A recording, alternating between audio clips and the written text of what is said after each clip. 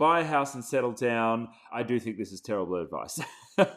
Cash is king. Save, preserve as much liquidity as possible if it means renting, blah, blah, blah, blah, blah. Yeah, I still don't own the primary residence that I reside in. I have investment properties, but I choose not to spend big chunks of cash on property because my opinion on that is that it is a long-term perspective investment. And I mean, if you know anything about property investing, you know that it's usually better to rent where you want to live and invest where you're going to get capital gains. But investing aside, while you're a young person, you probably want to be putting most of your energy and most of your capital either into funding the business or reinvesting in your education, whether it be through mentors, whether it be through networking, whether it be through just participating in courses that are going to help you to increase your skills.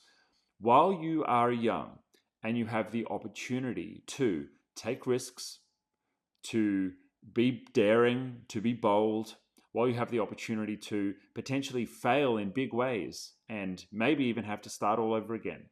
Now is a great opportunity to do that rather than to get yourself in a situation where you have the collateral which is going to potentially stop you from making those really big creative risks.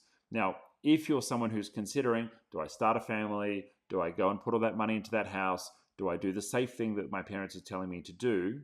Let me tell you now, there is no better time than when you're a young person to jump in and start a business and get yourself into the game. What that means is if you're going to have to put back potentially starting a family, if you're going to have to put back potentially buying that house and getting to the property game, you may be later than your friends in having that kind of stable living situation or having that stable family situation built for you.